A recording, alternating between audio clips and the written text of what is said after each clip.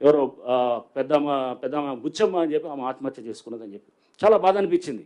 ఎందుకంటే అరే ఒక పెద్ద ఆవిడ ఇట్లా ఆమె ఇది ఆత్మహత్య చేసుకోవటం అనేది ఇటువంటిది మనం దీనికోసం కాదు, హైడ్రా అనేది ఈ ఉద్దేశాల కోసం పెట్టింది కాదు.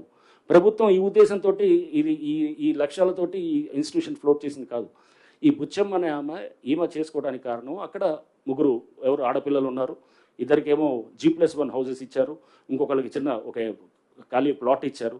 ఇచ్చిన తర్వాత ఇవన్నీ కూడా బఫర్ జోన్లో వస్తాయి, వాటిని జోలికి మేము వెళ్ళట్లేదు. కానీ ఎవరో అక్కడ ఏమంటారు మాట్లాడేవాళ్ళు ఆ భయాన్ని చూపిస్తూ ఆందోళన చూపిస్తూ హైడ్రా అనేది ఒక బూచిగా చూపించడం అనేది కూడా ఇదైంది.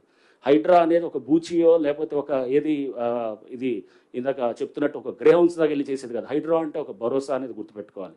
ఈ వ్యవస్థల్ని ఇదంతా ఇది నుంచి వర్షాల నుంచి కాపాడటానికి ప్రయత్నం చేస్తున్నటువంటి ఒక ఇన్స్టిట్యూషన్గా తీసుకోవాలి. అంతేగాని దీన్ని బూచిగా ఒక రాక్షసిగా చూపిస్తే కనుక రేపు మన ముందు తరాలకి మన చెరువుల్ని కాపాడుకోలేము, మన పబ్లిక్ ల్యాండ్స్ కాపాడుకోలేము. ఎందుకంటే ఇట్లాంటి ప్రయత్నం దేశంలో ఎవరు చేయలేదు. కేవలం ప్రభుత్వం చేసినప్పుడు ఈ ప్రభుత్వం యొక్క ఒక మంచి సంకల్పంతో ఇది చేసినప్పుడు ముఖ్యమంత్రి గారు చాలా స్పష్టంగా చెప్పారు, దీన్ని మనం చాలా జాగ్రత్తగా నోటీసులు ఇవ్వాల్సిన అవసరం లేదు. వాటర్ బాడీస్లో కనుక స్ట్రక్చర్స్ ఉంటే కనుక నోటీసులు ఇవ్వాల్సిన అవసరం లేదు. అయినా కానీ కూడా వాళ్ళకి ముందుగా చెప్తున్నాం. ఏ ఇందిరమ్మ చెప్పింది, ఏ సోనియమ్మ చెప్పింది, పేదవాళ్ళ ఇల్లు కూల్చి పేదవాళ్ళ కొంపలు కూల్చి పెద్దలకు లాభం చేయమని ఏ తల్లి చెప్పింది రేవంత్ రెడ్డికి అని చెప్పి ఇవాళ తెలంగాణలోని పేద తల్లులందరూ మా దగ్గరికి వచ్చి, మా నాయకత్వం దగ్గరికి వచ్చి మొరబెట్టుకుంటా ఉన్నారు.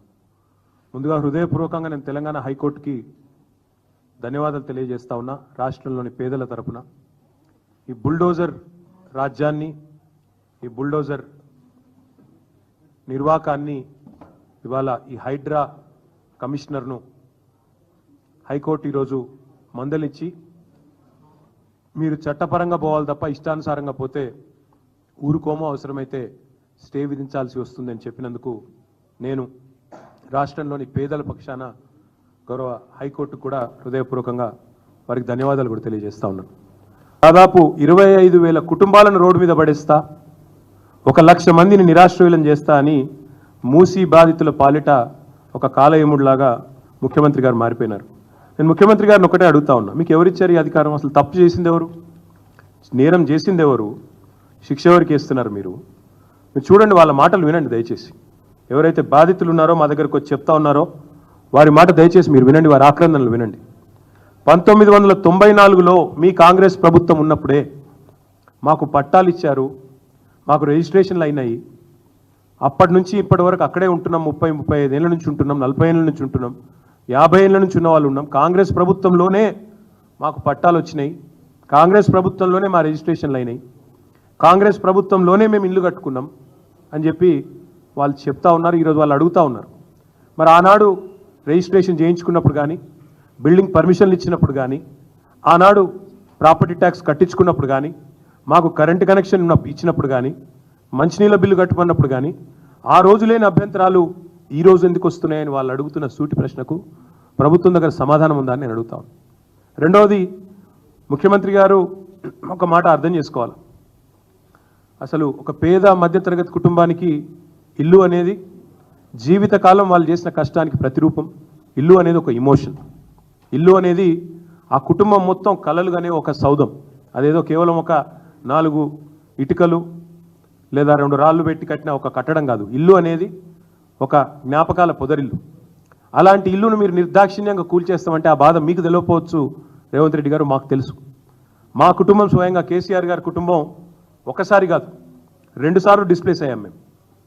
మా నాయనమ్మ ఊరు పోసాన్పల్లి అని అప్పర్ మానేరు డ్యాంలో 1940లో మునిగిపోతే అక్కడి నుంచి తట్టాబుట్టా తీసుకొని మేమంతా చింతమడకకు వచ్చింది మా కుటుంబం. మా అమ్మమ్మ ఊరు, మా అమ్మగారి అమ్మ ఊరు మొన్న మిడ్మానేరులో మా ప్రభుత్వం వచ్చిన తర్వాతనే 2014 తర్వాత మా అమ్మమ్మ గారి ఊరు కూడా మునిగిపోయింది. మా జ్ఞాపకాలు, ఆ ఇల్లు అన్నీ అక్కడే పోయినాయి. సో ఒకసారి కాదు 2 సార్లు డిస్ప్లేస్ అయిన ఫ్యామిలీ మాది. మాకు తెలుసు ఆ బాధ ఎట్లుంటుందో తెలుసు. ఒకసారి నిర్వాసితులుగా మారితే ఆ ఊరితో అల్లుకున్న జ్ఞాపకాలు కానీ, ఆ ఇంటితో అల్లుకున్న కొన్ని ఆశలు, ఆకాంక్షలు కానీ ఎట్లుంటాయో మాకు తెలుసు. మీకు తెలియకపోవచ్చు రేవంత్ రెడ్డి గారికి. ఎందుకంటే మీలాగా అయాచితంగా లకీల్రాలో వచ్చినట్టు ధన్మనే ఊడిపడలేదు ప్రజలు పాపం కష్టపడి ఇదే మీ కాంగ్రెస్ ప్రభుత్వమే ఇలా మీరు ముఖ్యమంత్రి కావచ్చు కానీ గతంలో మీ కాంగ్రెస్ ముఖ్యమంత్రులు ఉన్నప్పుడే అన్ని అనుమతులు తీసుకొని కట్టుకున్న ఇండ్లు ఇవి 20, 30, 40 ఏళ్ళ కష్టంతో రెక్కల కష్టంతో కట్టుకున్న ఇండ్లు పట్టాలు ఉన్నాయి, రిజిస్ట్రేషన్లు ఉన్నాయి, ఇంటి నెంబర్లు ఉన్నాయి, కరెంటు బిల్లులు ఉన్నాయి, నల్లా బిల్లులు ఉన్నాయి, అన్ని అంటే చట్టరీత్యా అన్ని రకాలుగా న్యాయమైన పూర్తి స్థాయిలో ప్రభుత్వం గుర్తించిన ఇండ్లు.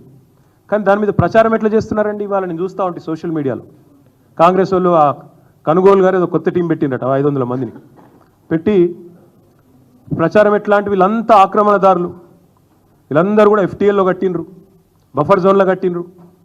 అంటే మరి ఇన్ని రోజులు గుడ్డి గుర్రాల పనులు తోమిరా మీ ప్రభుత్వాలు, గతంలో కాంగ్రెస్ ప్రభుత్వాలు? 50 ఏళ్ళ మీ నిర్వాహకమే కదా ఇవాళ వాళ్ళందరూ ఇంత అవస్థలు పడ్డానికి కారణం.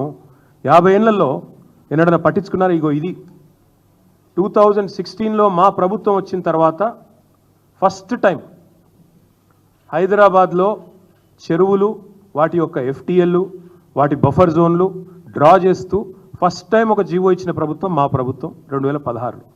అంటే అది వరకు 1956 నుంచి 2016 వరకు అంటే సరిగ్గా 60 ఏళ్ళు ఒక్కరంటే ఒక్క ప్రభుత్వం కాంగ్రెస్ ఉన్నా మిగతా ప్రభుత్వాలు ఉన్నా కనీసం వాటి బౌండరీస్ కూడా డ్రా చేసే ప్రయత్నం చేయలేదు. ఎట్లా వస్తే అట్లా పట్టాలు ఇచ్చారు, రిజిస్ట్రేషన్లు చేశారు, FTL చూడలేదు, బఫర్ చూడలేదు, ఏది చూడలేదు, కట్టిపారేసిండ్రు, ఇచ్చి పారేసిండ్రు.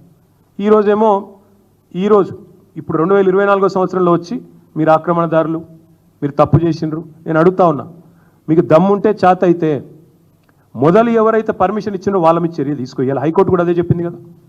ఎవరైతే పర్మిషన్ ఇచ్చిండ్రో ఆనాడు, ఎవరైతే అధికారులు, ఎవరైతే ఆనాడున్న ప్రభుత్వాలు, ఎవరెవరైతే ఈ ఆక్రమణలను మీరు ఈరోజు ఆక్రమణలు అంటున్నారు కదా, వాటిని ప్రోత్సహించిన వాళ్ళు ఉన్నారో మీ ప్రభుత్వాలే గతంలో, వాళ్ళ మీద చర్య తీసుకో.